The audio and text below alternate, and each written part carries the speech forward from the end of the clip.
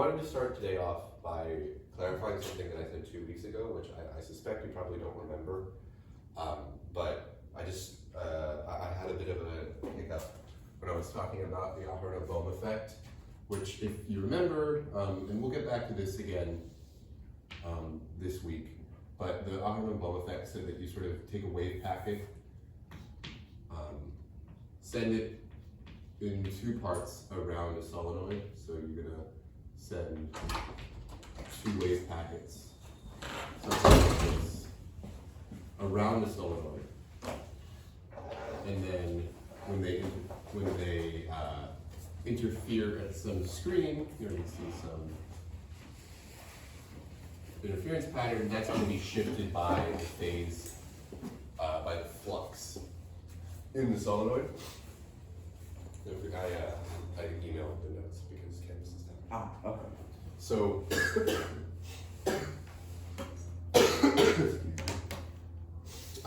the main thing that was a bit of a confusion was that I said here that Q was equal to 0, because the quantum potential being 0 implies that these wave packets don't spread.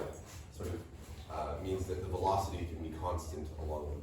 This was not quite correct. And the thing that I actually needed that's true is that this is constant for each wave packet. And that's because as long as Q is constant, then the gradient of Q is 0. So Q is constant for each wave packet, but it's going to be different for each wave packet. So you could call this like Q and Q prime. And when they come here, they will have accumulated some phase. And when you have two wave packets that sort of are, even if they're coherent, when they start overlapping, the Q and Q prime will interact, which will actually cause the overall quantum potential, which you can't just treat separately of the two. It will make the quantum potential non-trivial, and therefore will have a non-zero gradient, which will give you this interference pattern. So I don't know if people remember exactly what that was, but that was a question that was asked, and I wanted to clarify it. So that's just a small thing. I did press. I think so. Yeah. Okay. So let me erase that now, and we can actually get started. I also originally, let's get started later than normal, but I had review planned anyways, so we'll just not do that review because I had to skip last lecture. As you know, I was very sick, and I'm still kind of recovering. But this week we're gonna be talking now about the Berry connection and the Berry phase. These are the two topics, which I'll sort of get into what they are as the lecture progresses.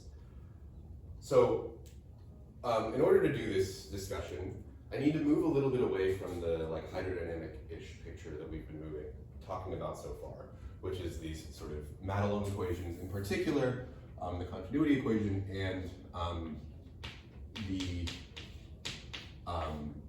like energy equation that we've been calling it. I'll write it out without the electromagnetism first. So this is h bar squared plus v plus q equals 0 is equal to this energy field. Right.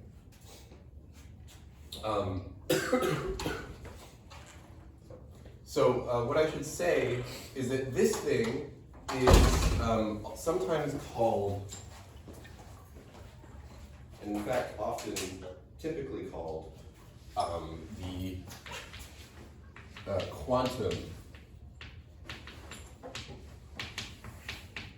Hamilton-Jacobi equation, which, if you don't know, there's a very good chance that this term, Hamilton-Jacobi equation, doesn't really ring a bell. That's because it's some like fairly advanced classical mechanics that was developed post-Hamiltonian mechanics.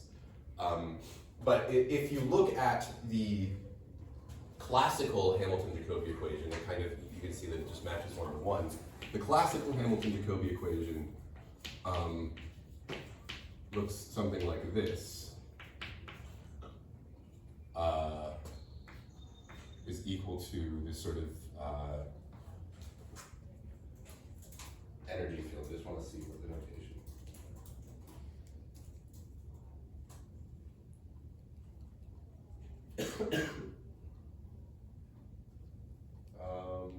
I think.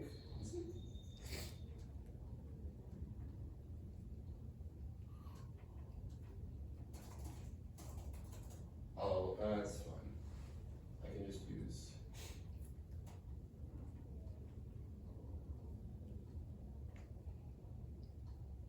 Yeah. Okay. Well, we'll use the same notation. This is not. I think this is typically a different symbol, but it's the same idea. This thing, so the only difference is that you have a Q here.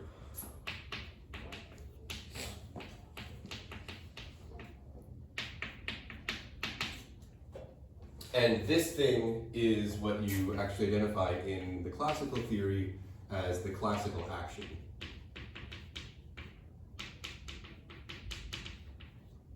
Where the action is defined by the integral of the Lagrangian of the system is equal to the action. There was a time where we had to write down a Lagrangian for E and M purposes, and this, if you wanted to do that more rigorously, would be sort of how you would get to it. You would say you define the quantum Lagrangian based on the similarity between these two equations. Now, the main thing that I want to get at this is that we got to this equation by transforming a Hamiltonian equation, which was the Schrodinger equation. I just want to go back to that now because it's a little bit easier to work with the standard Schrodinger equation framework. And if you wanted to, you could see that these are the same and then move backwards, but because we technically derived it from that, I'm just going to write it down. Yeah. What is the gradient with respect to in the action? Because if I'm understanding this correctly, like action's functional, right? So like, right. There'd be like infinitely many things that you could tweak. So would that be like an infinitely long vector, or? I mean, the action. Let's make sure I get this right. So the action, I guess this is like, if I remember, I believe this is like an action density. Okay. It's kind of like not. Yeah. Is the action density not just the Lagrangian? But the Lagrangian, I think this is just the, it's been a while, but okay, I'll maybe correct myself if I'm wrong here, but I think that, so the Lagrangian is the timed integral, the action is the time integral of the Lagrangian. I think that this, no wait, that's not right. That's like not right. I've definitely seen equations. It definitely is the action. Okay. Yeah. I think that. So I know there's something called like the iconal equation that has like the Lagrangian in it. Yeah, no, that makes sense to take the gradient of the Lagrangian in that case, but. Yeah, let's see, in a classical system, I think your action is a functional which is equal to the integral of the Lagrangian. I think that you're taking an integral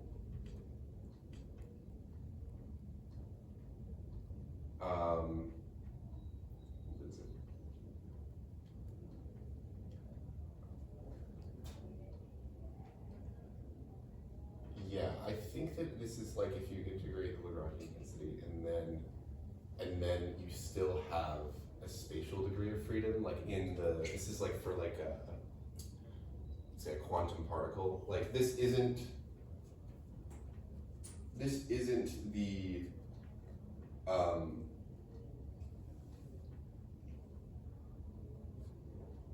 So you're saying integrate over time of the Lagrangian density instead of over space time? Correct. Yeah, honestly, it's been. I don't think that I want to say that confidently. You can maybe talk about that after. I should know that, but yeah, that's a good question. I don't actually think I can can confidently say the answer. Okay. But it is true that like you identify this thing. You identify this thing as the quantum action. Like this and this are identified, or I guess the gradient of the quantum action. And then here you're taking it with literally this is very clearly with respect to a spatial coordinate, written the way that it is. But I would think that this is also with respect to a spatial coordinate. Yeah, that is a little weird because normally you would integrate over that. I think I can maybe get back to you if you want. But I'm sure this has this definitely has an answer.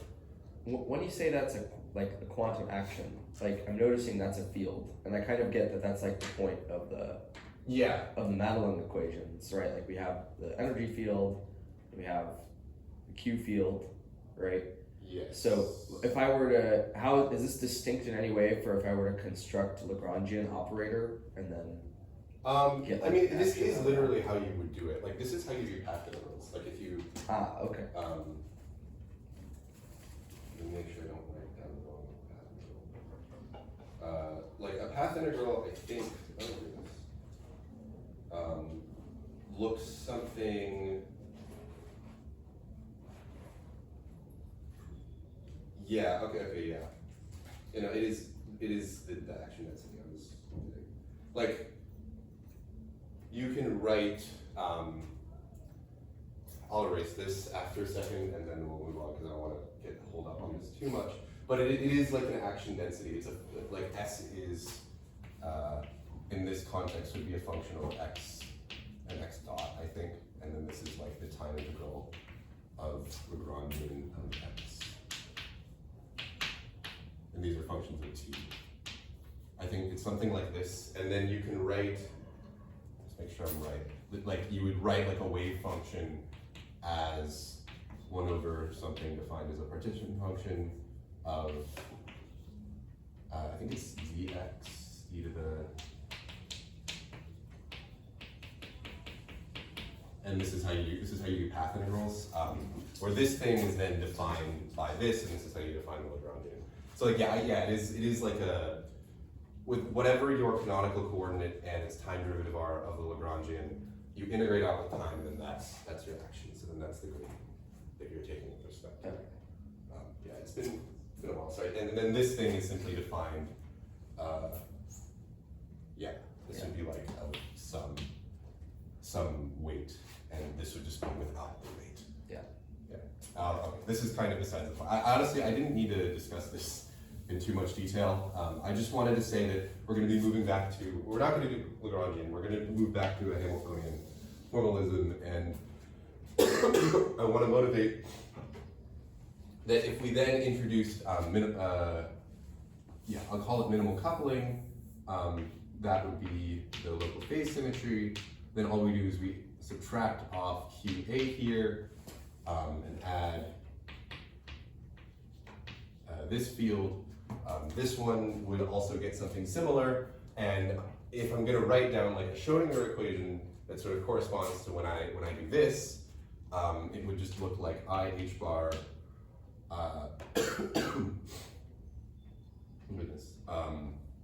times, I believe, partial t. Let's assume, for I want to do that. H bar partial t, I think, plus q phi is equal to p minus qa squared over 2m, acting on something like this. So this is just, I've just modified the momentum and the time derivative by the gauge fields as normal. So the point is that this thing, I guess we should add plus m psi. This thing is now our Hamiltonian, and this thing is now our time derivative. We're honestly going to work in the case where this is 0, and we'll mostly focus on just the change to the Hamiltonian. Okay, so that was kind of, I guess, a prelude. Let's maybe get into a little bit more relevant things. So I want to talk about time dependence in the Hamiltonian. So to do that, and I'll talk about it in the case of sort of varying slowly. Let's call it. So if you have a Hamiltonian like this, the whole point of this is that you have these like eigenstates. And so if you have, so this is a wave function, and you can consider the case where it's an eigenstate of the Hamiltonian. So let's just take that. So if you have a Hamiltonian and it's varying with time, the actually, you know what? Let me ask instead before I write this down. Can anybody tell me like what does it mean to be an adiabatic system? I wrote this down here. I want to know, what do you think? Like, what does that word mean to you? I defined it in Phys 33 yesterday as like. Or you know, you can no. Give me your answer. We'll get a pool. Oh shoot. As like d bar q equals 0, so like no change in heat. Right. Okay. Yeah. So let's see. In adiabatic, in adiabatic means this d bar q equals 0. Right. Yeah.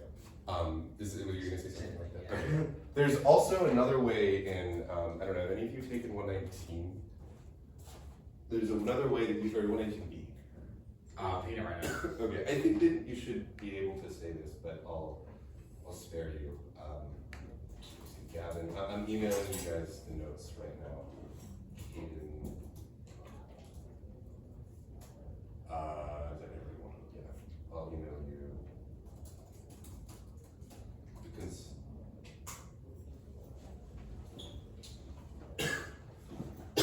the other definition in StatMech is that the entropy of a system is unchanging over time. So this is the idea that it saturates the second law of thermodynamics, that over time the system just stays at the same constant entropy, doesn't increase or decrease. And these are both definitions in a statistical setting where you have many body physics.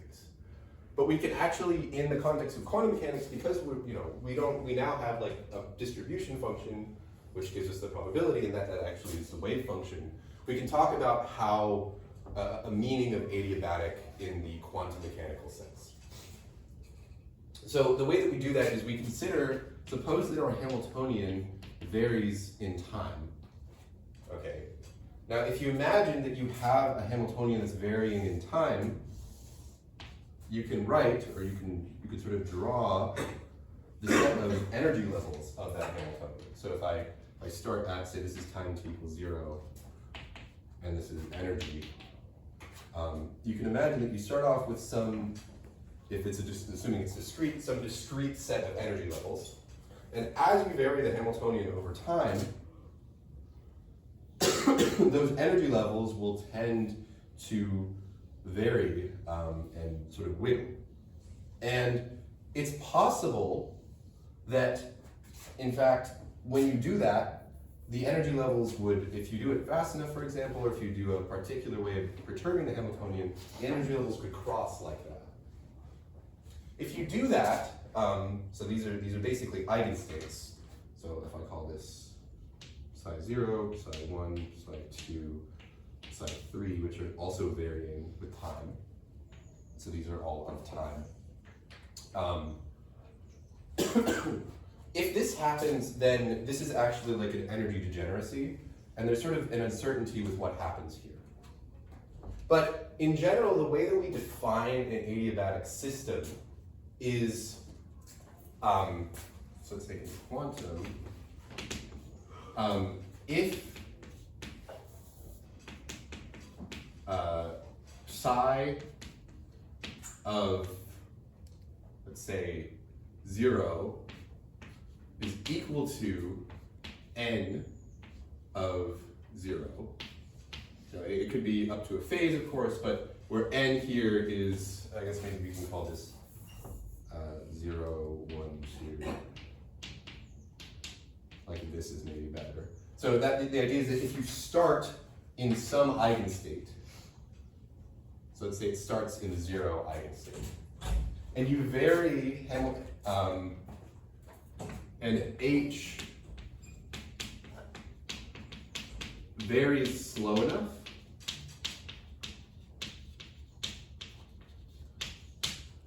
so the idea is that this thing is, it's wiggling somehow, but suppose that we basically stretch out the time. So you can imagine that if this is varying too quickly for what we're going to say, you could just imagine dividing the time by 2 and then saying just let it vary slower. So we just kind of stretch it out. And there are no level crossings. So the idea is that, let's see, for n of t, where level crossing is one of these things. So if we start in the 0 state, here I'm not worried about a level crossing because it has to do with these states and not this state. There's no crossing that happens.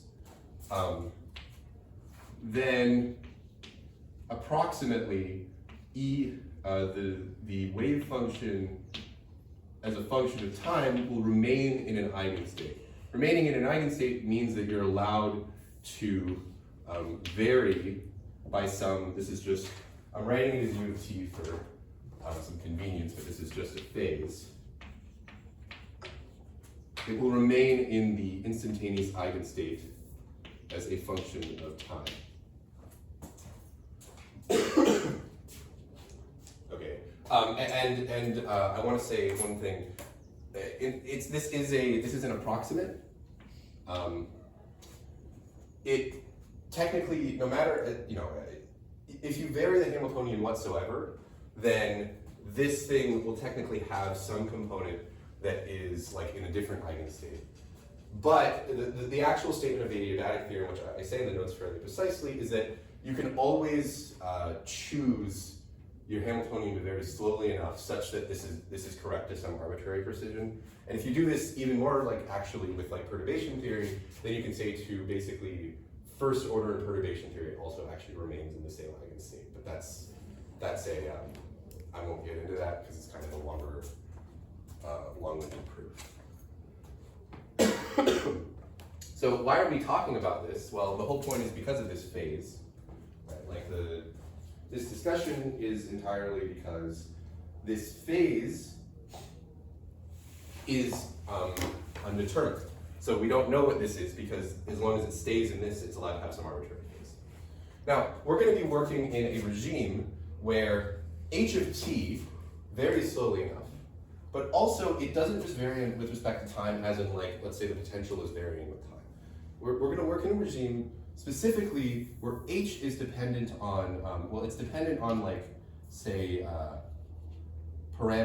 degrees of freedom q, called q mu. But it's dependent on time, so these are time independent, and then it's dependent on time, maybe let me write it more like this, h of q mu, so these are degrees of freedom that are operators, but it's dependent on time through parameters lambda I, where these are functions of time. And what I mean by that is that each of these is like a knob that you're allowed to turn as an experimentalist or something, and you just turn that knob very slowly. So there's no explicit time dependence except for the time dependence that is in parameters. Does that make sense to people? I want to make sure that's okay. So this is the regime in which we're going to be working. So if I do that, then I can replace this with psi of t is going to be, I'm just going to write equal to for now as approximately u of t times n of lambda of t. Where I'm emphasizing that the eigenstates now are functions of the parameters it should be lambda, I'm gonna write lambda vectors, we're gonna code however many parameters you have.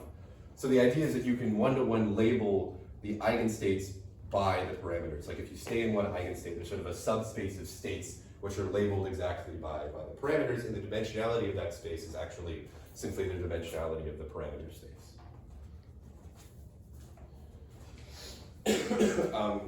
And yeah, again, the point of this is really because we want to talk about the phase of this, the fact that this is determined by the parameters up to a phase. So the way that we'll understand that is by considering the overlap of the wave function with its time derivative. As sort of a side note, note that, what is it? It's like, I'll write it in just a second. If we consider the overlap of the wave function with its first time derivative, this is equal to using this thing and using the product rule. We know that this is n times u conjugate because you take the conjugate when you take the bra. And then this is u dot, so the time derivative of the phase, plus u, and then it's the n dot. But n dot is the actual time derivative of the eigenstate here, which again you'll notice we're going to use chain rule to pull out a a derivative with respect to the parameters. Good so far? Okay. And yeah, well, this seems kind of meandering, but we'll get to the conclusion pretty soon. Importantly, this thing, not from here, but from here, this is the time derivative, which is related to the Schrodinger equation, because it's I squared partial t is equal to h psi. So we can write this as just h hat over the expectation value of the Hamiltonian divided by I h bar, because you replace this thing with 1 over I h bar partial with respect to time. Now, the idea with this is that, as I said, we want to pull out the, so actually, maybe let me write the full expression. So we have, basically this is just 1, so this is u conjugate times u time derivative, plus this thing is going to be just n, because u conjugate u is of course just 1. So n inner product n dot is going to just be the thing that we actually care about. But n inner product n dot, we can use the chain rule to pull out a factor of a time derivative, and then it's just n dotted with this. So what this is going to be is n times the gradient in the parameter space of lambda, n, dotted with the time derivative of this lambda vector. And yeah.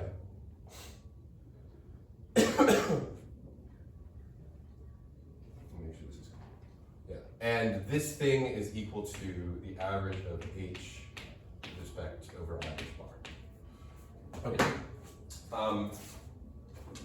That is pretty much all of the work we need to do. At this point, all I'll do is I'll define this thing that I'm going to call the Berry connection. I'll call it the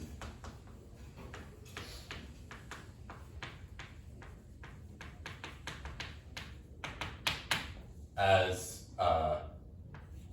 maybe let me write it in white so you can see it. It's this sort of script A, which is a vector, is defined as I times this derivative. So it's I times just this thing. Okay. And I've written it as an A. You'll see why this is important in a second, why that's very conducive. But now that I've done that, I can write this as, if I I'll just erase it quickly and then write it back. You can write this as minus I times A dotted with partial lambda, partial t. Okay? So this is our equation. If we multiply through by not u conjugate, just on the right by u, then the u conjugate is going to cancel out, and we'll get an equation which is a differential equation for u. So you'll see that we have h over I h bar. If we move this guy over to the other side, I can include that plus I,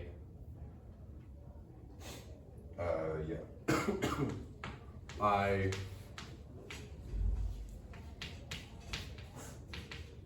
like this is equal to u dot, but maybe I'll write it very clearly as du dt. That's good so far. And the point is that, oh, sorry, this is u times this. Because I multiplied through by u. The point is that this is now just a differential equation for u that's separable, and we can just integrate to get the actual form of u, which remember all this time was just a complex phase, so we know it has to be a complex exponential, and luckily we can see that it is. So this tells us, and this is going to be a box equation, so I'll try to write it nicely, that the function u, which is the phase, is a complex exponential that's equal to e to the minus I over h bar times the integral of this expectation value of the Hamiltonian dt from 0 to, let's call this d prime. And then this is times e to the I times, when you take the time integral of this, we're going to do the physicist thing and can cancel it with the partial derivative. So this becomes a spatial derivative now of I times an integral over some path and parameter space, which I'll get to this. So C is in parameter space of the Berry connection dotted with the lambda. Let me see if I can box that.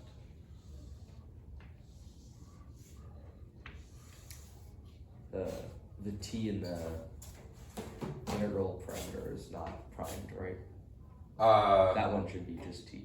Right? Yes, this one should be. Yeah. You're right. Yeah. Okay. And then this thing, so the idea is that this thing is related to the so-called dynamical phase. So if we assume that, which is just like, this is literally like e to the int, like iet over h bar is this thing. But it's the fact we just have to average over the time because we don't know. Notice that we can actually write, because we're in an eigenstate, we can simplify this further, and you can just write this as equal to en of t, because we know that we stay in an eigenstate for the entire time. Similarly, but this thing is, sorry, not similarly actually, very importantly, this thing is what I'll call a geometric phase. And the point of this is that it actually depends not on the amount of time that it took for you to traverse this path, that it took for you to like turn the knobs. It actually just depends on whatever path you took in parameter space. It literally just like sums that up. If I was to draw quickly, like I suppose I have a two-dimensional parameter space, so these are both functions of time, and I guess I'll write those as axes, and then we'll imagine some path in parameter space. So we're going from point A to point B.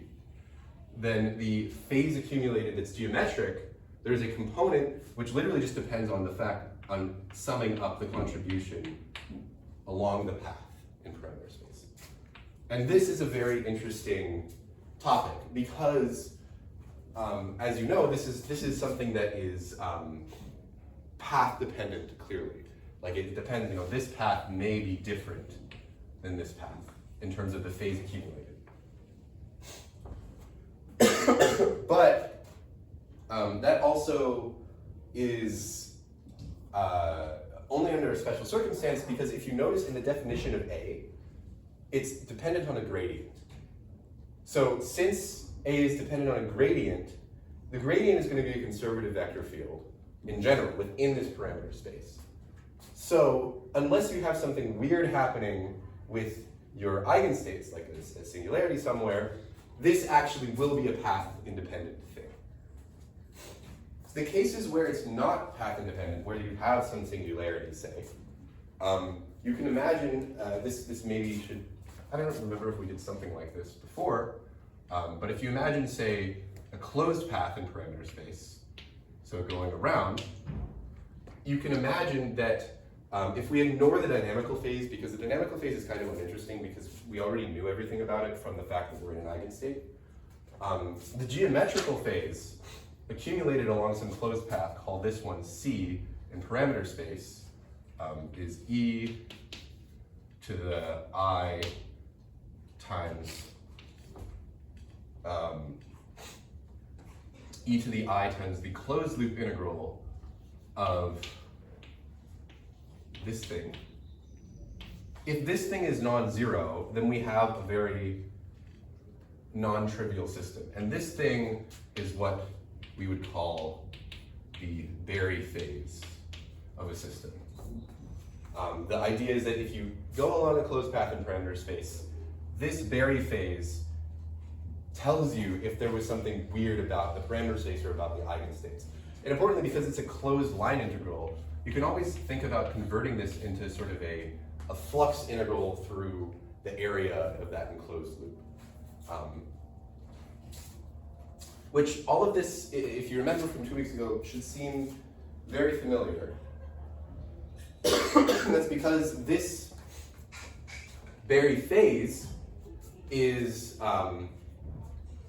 very analogous, the Berry connection and the Berry phase are very analogous to our discussion of electromagnetism and the magnetic vector potential.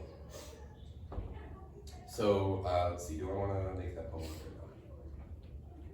Yeah, no, okay. I'll do this quickly. So to see how close the connection is, I want to consider, like in electromagnetism, where we discuss local phase symmetry in position space, I want to discuss local phase symmetry in parameter space. Now there's definitely, we just sort of always should have local phase symmetry in parameter space, because it's literally like you choose whatever you want your eigenstate to be at any given time. So, like you could, I said this is up to a phase NFT, but NFT is determined by your convention. Like it doesn't really matter. So like, it definitely must be the case that it's an equivalent description of physics to pick a different phase for every single eigenstate, every single state within this sort of parameter space system, and choose whatever phase you want for them, because it's entirely arbitrary and not determined by the dynamics of the system like it is in the normal position space quantum mechanics. So if you consider a phase transformation of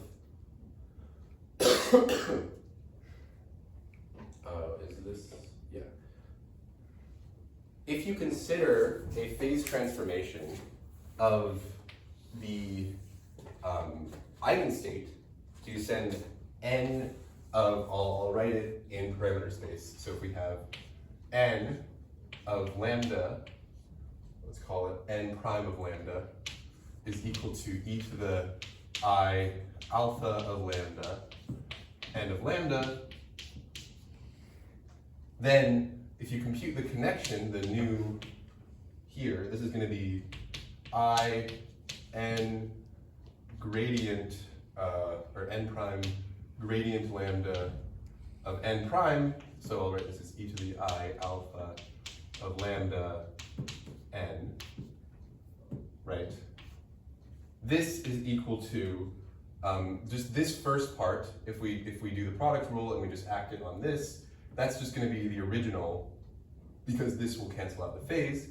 So you have the original vector connection, or Berry connection. But then this second part is going to be acting on n. So we'd have I times, I'll write it out, n e to the minus alpha of lambda.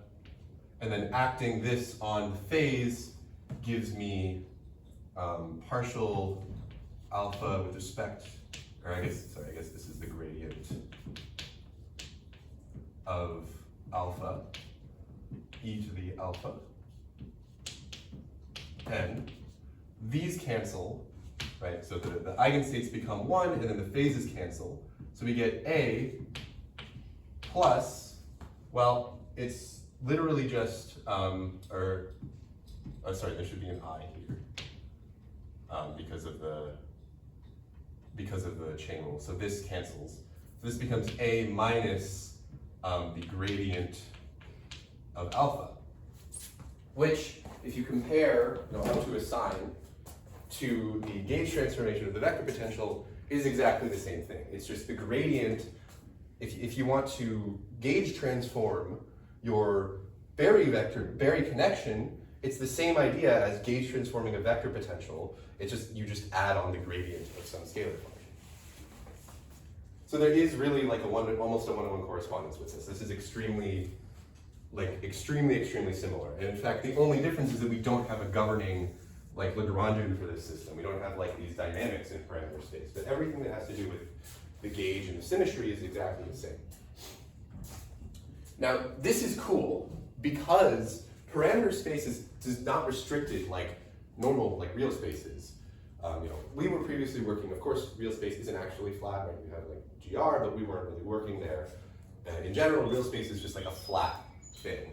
But the parameter space is allowed to be wonky. It can be a sphere, it can be a torus, it can be, I don't know, like any genus manifold. It doesn't really matter. Yeah. Could you reiterate really quick why we should have local phase symmetry in parameter space? Because the choice of phase for an eigenstate at every given point in parameter space must be arbitrary, because that's like something that you literally chose. In the position space case, it was hampered by the dynamics of the system and the fact that it changes the momentum to change the phase. But we don't have like a Schrodinger equation in parameter space here. So the choice of phase for every point in parameter space of your eigenstate is entirely arbitrary. So it must produce an equivalent description of physics, which is to say that it's a symmetry. Is that? Yeah, I think that makes sense. Is there? This is just this might stop me if this is like a tangent, but if the adiabatic theorem like didn't really apply, would we have some sort of unitary analog to this to this Berry phase? It's not. So the explicit point is that it wouldn't be unitary. Ah, okay. This assumption means that we don't have like the adiabatic theorem, I guess you can say, as well, says that the overlap of any m not equal to n, so let's say m of t with psi of t, given this assumption, is 0. Mm-hmm. That is, it's literally like you stay within the same eigenstate space. If you don't do that is actually like the statement of unitary evolution. If you don't do that,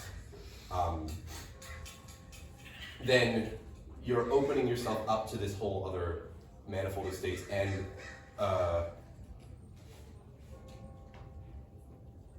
let's say once you get out of an eigenstate, then you don't have nice evolution like this. say? What is the? I'm just saying, like, The point is that, like, let me just say it. The point is that, like, if you just allow your eigenstate without changing your Hamiltonian to vary, that just evolves under unitary time evolution given by the Hamiltonian. Okay. It will not kick you out of an eigenstate. If you are kicking yourself out of an eigenstate, you're not doing standard unitary time evolution. This is literally like why this can be understood in terms of parallel transport. And this is literally the statement that it's a parallel transport in your state basis, but we're working in the parameter space. Makes sense, yeah. So you don't want to say anything else about that. So,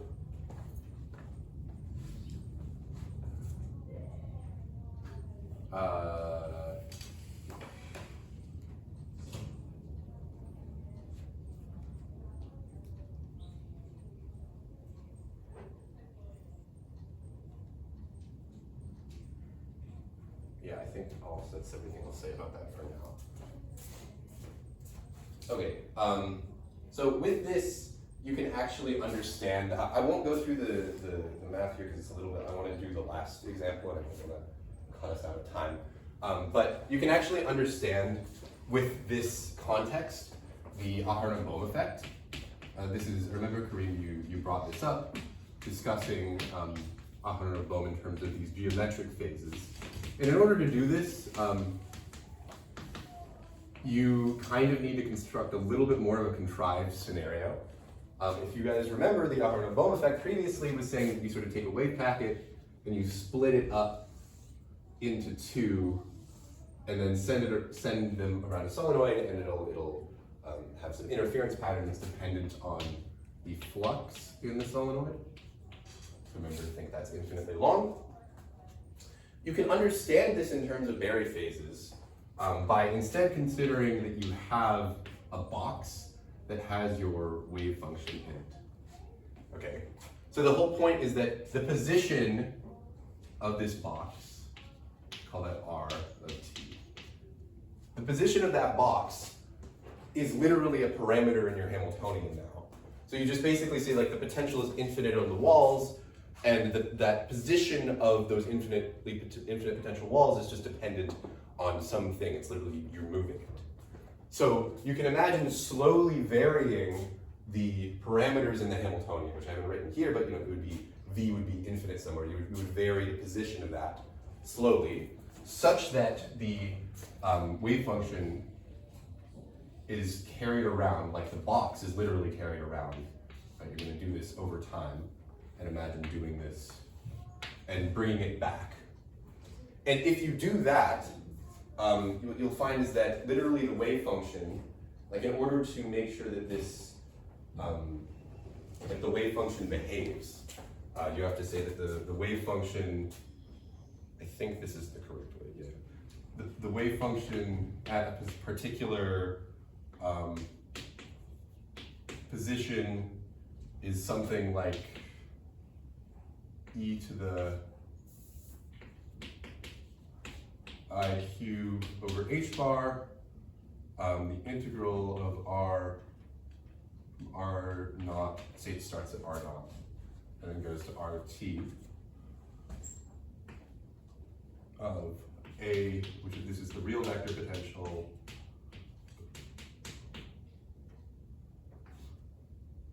let's call this r.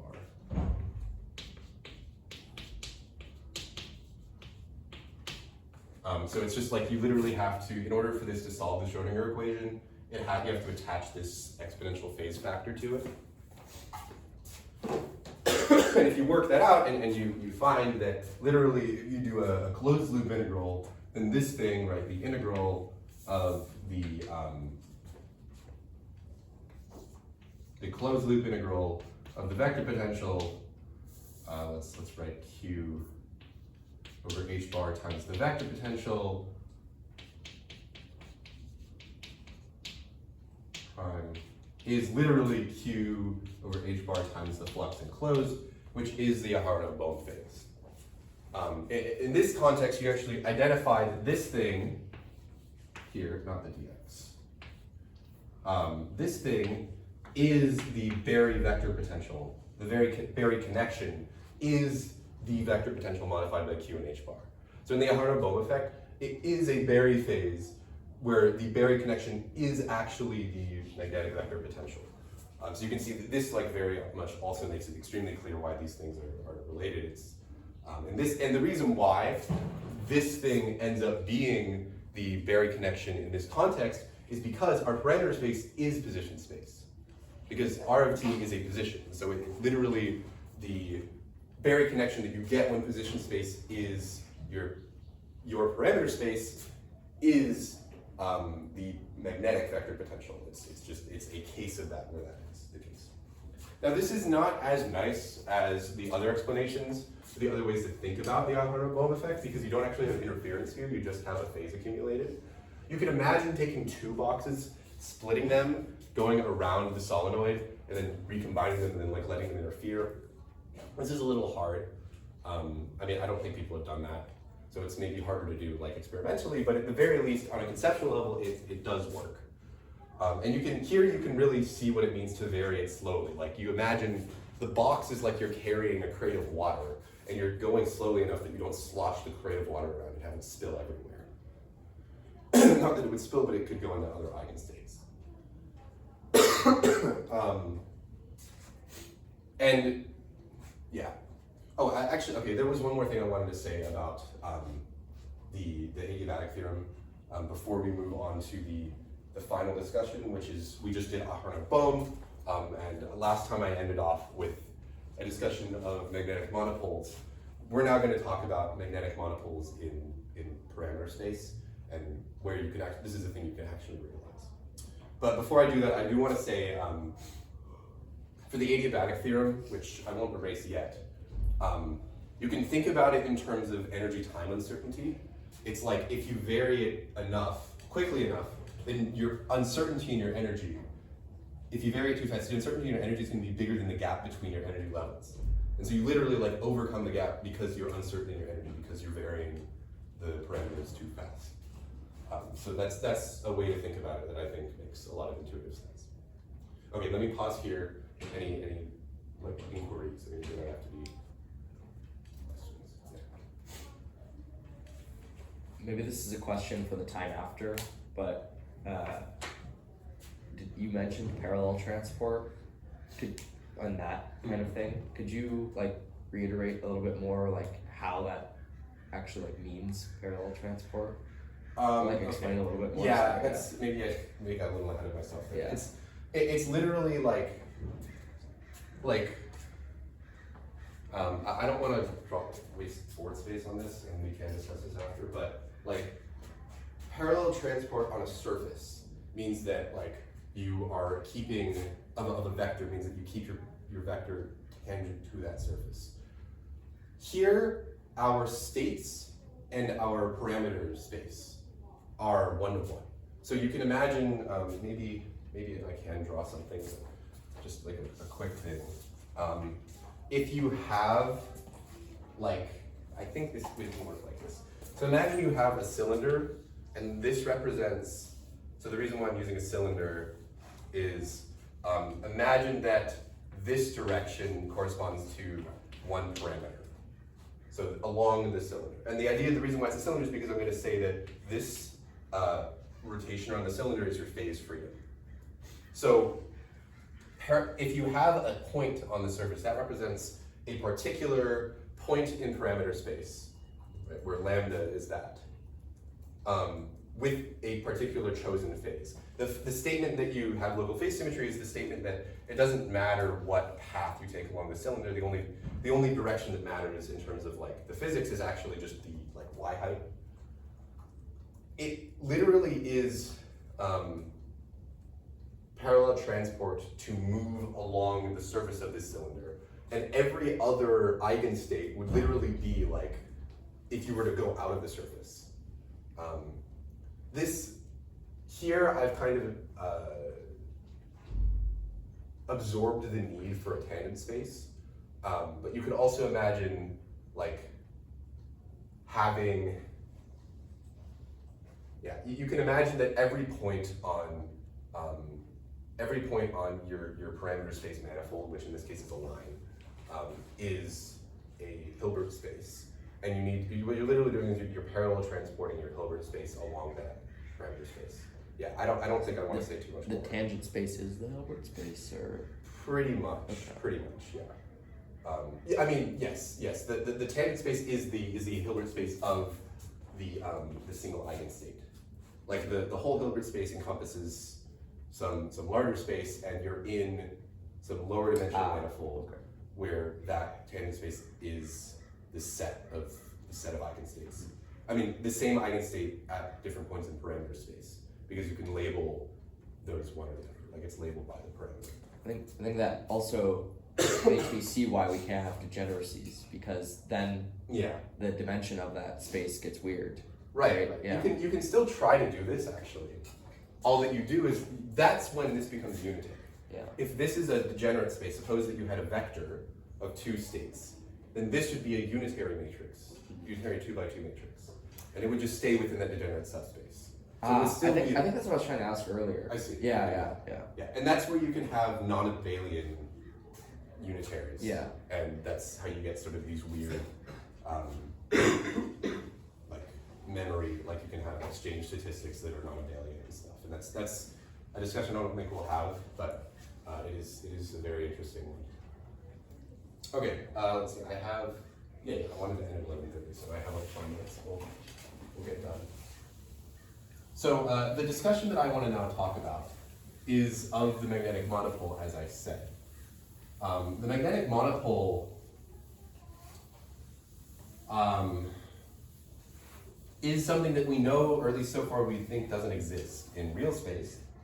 But we can actually construct one in parameter space with a very simple construction. And to see that it's a monopole will take a little bit of math, but it's actually pretty cool at the end. So, okay, the Berry monopole, I'm calling this the Berry monopole. The way that we construct it is we have a dipole in a magnetic field. So suppose you have some magnetic dipole. So this is which is a thing that exists. We know dipoles exist. So it's an electron, say.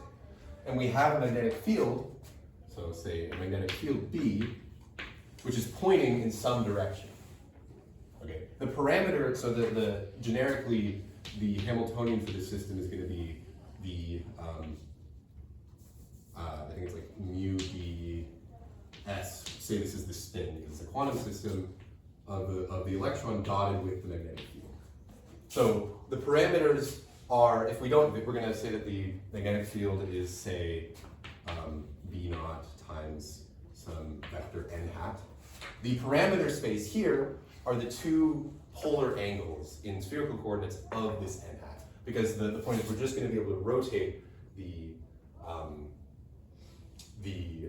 monopole, or not the monopole, the magnetic field, and that will, all that will do is sort of change like what, where this thing wants to be aligned. So that's a very simple parameter space to think about.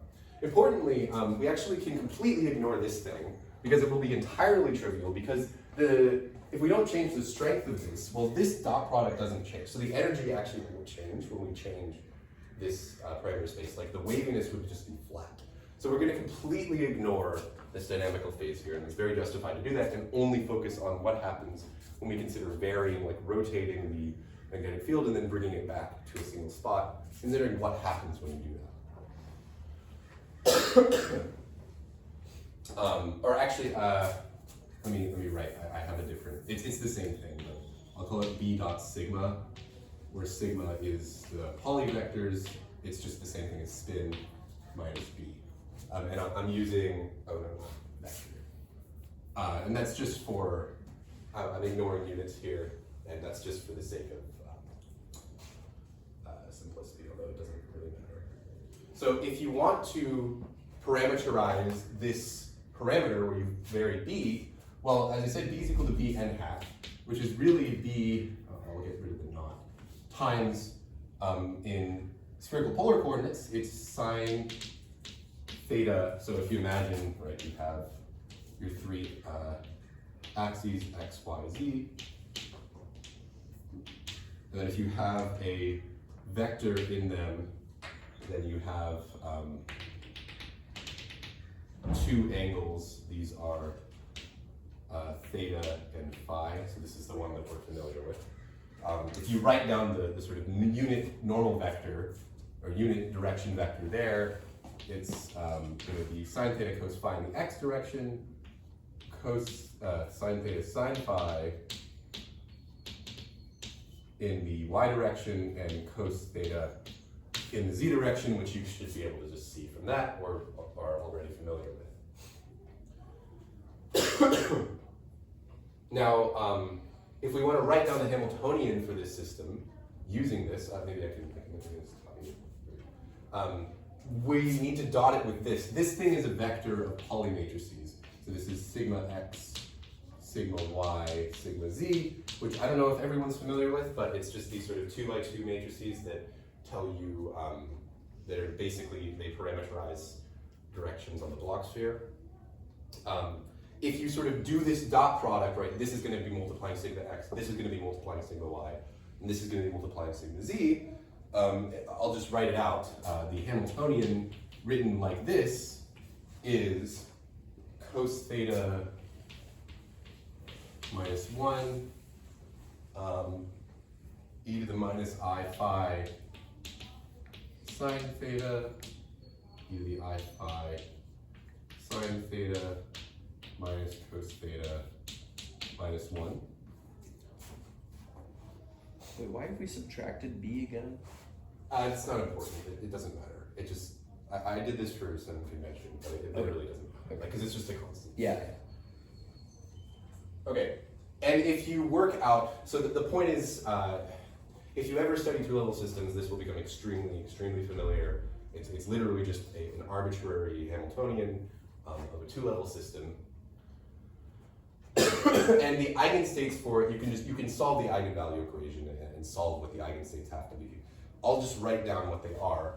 I'll focus. The whole point is that this is a spin. So you basically have an up eigenstate and a down eigenstate, which is focused on sort of the direction and aligned and anti-aligned to the magnetic field. I'm going to just write down one of the eigenstates, call it the up eigenstate. Up. Yeah, which is aligned to the direction of the magnetic field. This in column vector notation is given by cosine theta over 2 e to the I phi sine theta over 2. And in the notes I wrote the other one because there is a down eigenstate, but you can easily construct it by just constructing an orthogonal state to this. And you know there have to be 2 because there's 2 eigenvectors for a 2 by 2. Okay. Now, if you go, now that we have an eigenstate, right, so we have this n, we know what n of t is. It's literally just going to be parameterized by theta and phi of t, sort of as you vary them. You can easily compute the vector potential, or the Berry connection, in this eigenstate. It's just a little bit of math. I won't write it out because it's kind of tedious, but again, it is all of the tediousness is in the notes. And if you compute the, but I will write like what the form is supposed to be. So the vector potential, I'll call it in the up eigenstate, so you know that's what I'm talking about, is equal to, I'll write out the matrix notation. So it would be, or no, I won't write out the matrix notation because that's tedious. I up, and then this is the gradient, but this is the gradient done in spherical coordinates. So this is a gradient with respect to theta phi of up. And if you compute this out, what it would be is, so you take this, this thing is like a column, it's like a column, not a column, a row vector that you complex conjugate, and then take the gradient with respect to each of the components and then do the matrix multiplication. Again, it's all in the notes, but what you'll find is that this thing is equal to minus tangent of theta over 2 divided by 2b in the phi hat direction. So the vector potential points in the phi hat direction. Again, yeah, just literally math. If you now take the curl in spherical coordinates, now I guess I didn't say this before, but now that we have this thing that looks like a vector potential, you also have something that looks like a magnetic field, and it would literally just be the curl of this vector potential. Right? That's the point is that the magnetic field is the gauge invariant manifestation of the vector potential. If you take the curl, which we'll call omega, this is what's known as the Berry curvature. This is the curl, again, it's the curl in spherical coordinates of the Berry connection, which is really like a Berry vector potential. If you do this, again, it's a whole bunch of math. It's just, you just plug it into the spherical coordinates thing. And if you do that, what you'll find is that it's equal to -1/2 times over b squared of b hat, or times b hat. Okay, let me box that actually. Okay. And now we see what I mean by this being a monopole in parameter space, because this is a magnetic monopole with charge -1/2. But it's a magnetic monopole in the space of magnetic fields. It's kind of confusing, but it's like in the space of magnetic fields we have a monopole, which has the magnetic field of the monopole. Yeah, what is b hat? B hat is the unit. It's n hat. I mean, you can write this as Okay. like it's yeah. But I'll leave it as b hat because this is what it looked. Normally r squared and r hat, but here it's b squared and b hat. Okay. So r is the magnitude of the magnetic field, and yeah, and r hat is the direction. But yeah, so I can do this, I guess. But yeah, I won't work through the math. You can look at it. I don't know. Admittedly, it's maybe a little bit unsatisfying because I kind of just said this. But do people have like questions about what I mean or how this was done or anything? I'm a bit confused about like how this is in the space of magnetic fields. Like, so could you say again what you mean by the that? curvature? This is what's called the. This is the Berry curvature.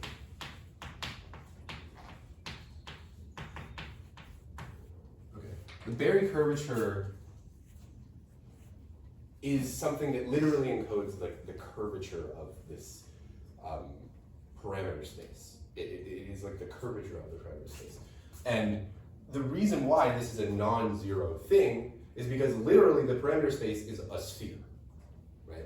Because it's theta phi, that's just the surface of a sphere. It's parameterizing the surface of a sphere. And you're saying that's because we fixed the magnetic field strength at this point? Yeah, we're fixing the magnetic field. Okay. So the parameter space is the surface of a sphere, which, like I said, is now non-trivial. It's not like flat space like R here, where this was non-trivial because of just this one sort of singularity, basically in your parameter space. But now it's not even that you have like the singularity is literally the singularity is at the origin because it's a monopole. But the point is that it's not just a point, and you're considering like if you imagine a sphere where this is you have the same theta phi, and we'll do this now. We can consider like the path, the closed path along of parameter space. So just imagine like varying such that the magnetic field points at each of these directions. If you do that, there is an effect that's picked up by this, and in particular by this, which we'll see in a second, is like corresponding to like the flux of the Berry curvature. So like I guess I can even say over here, this thing now, because of Stokes' theorem, as I said, you can think about integrating over the area. This thing is equal to exp of I times the sort of flux integral. So I'll write this over some surface. If this is a surface and this is like the boundary of that surface, of the vector potential,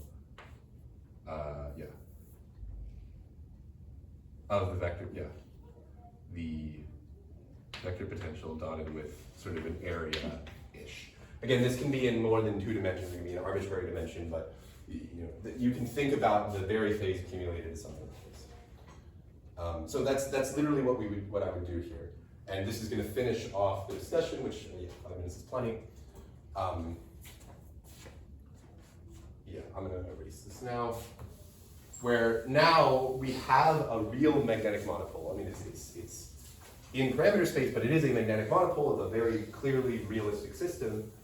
We want to consider, if you remember, the actual discussion that we had last time about monopoles was about the quantization of their charge.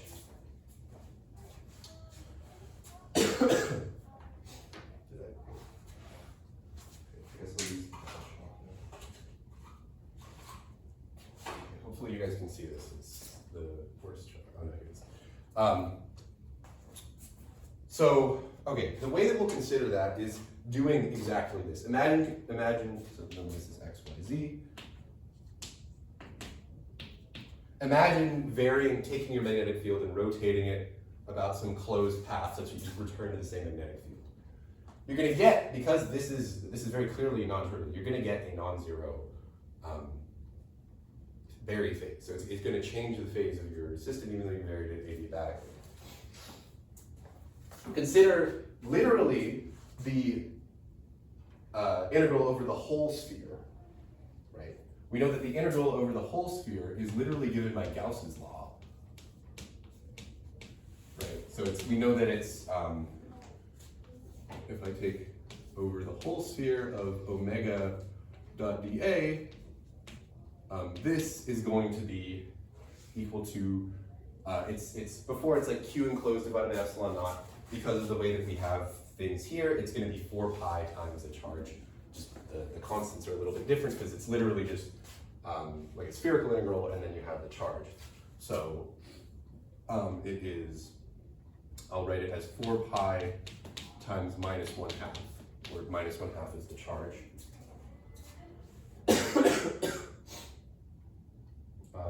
Right, and it's equal to, or minus 2 pi, but I'll, let me write that, it's equal to minus 2 pi. But now consider breaking up that flux integral into 2 patches. So here I just considered integrating over the whole sphere.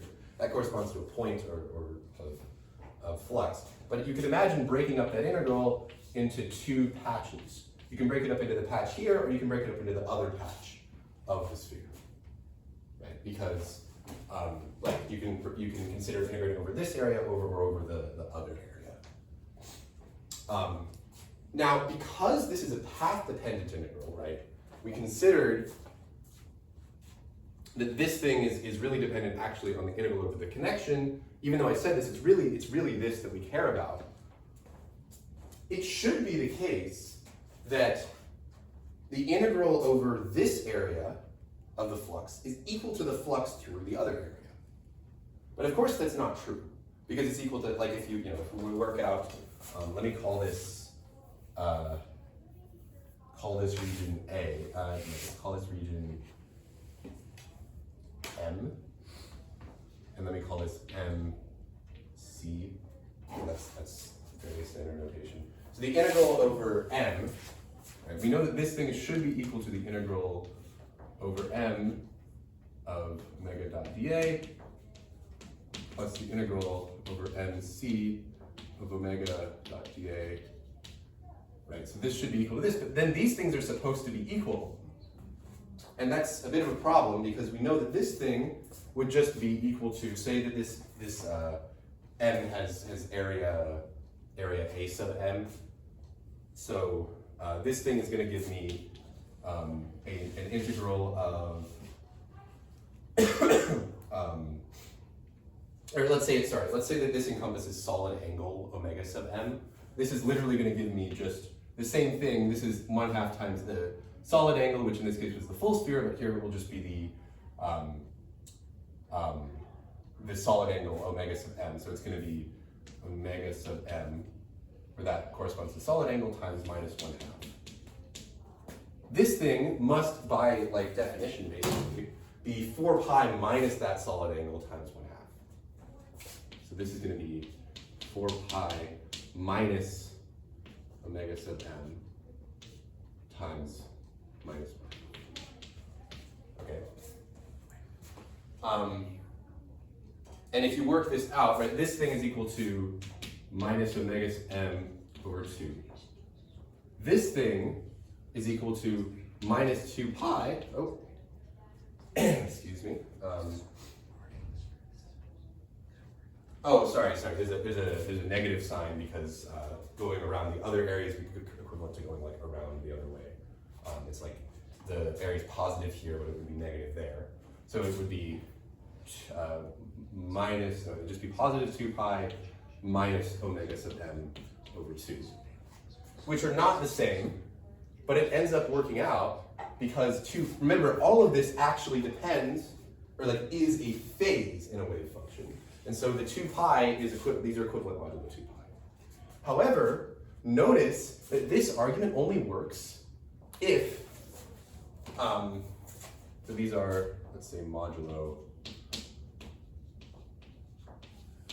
2 pi. However, this only works out nicely if the charge of the, because 2 times minus 1/2 is an integer.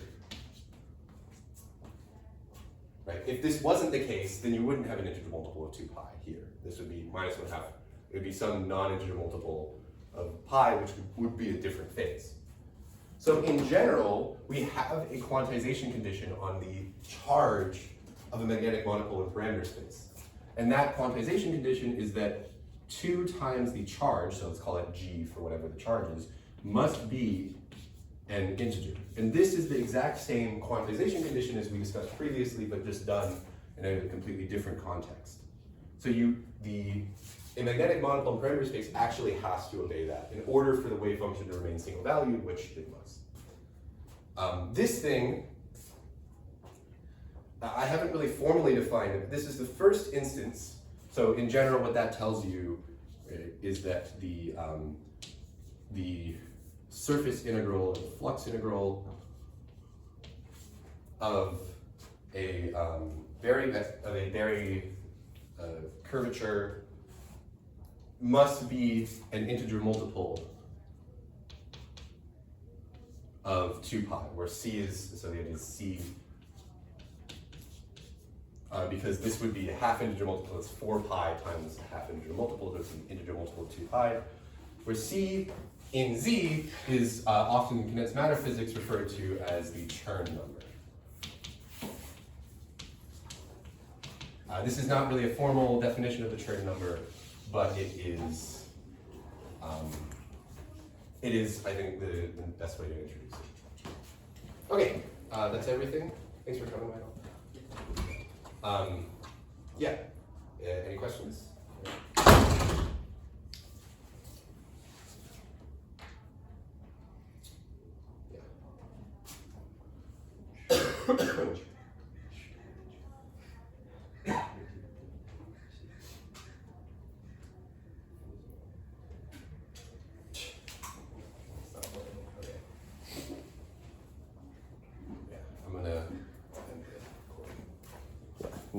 No rush.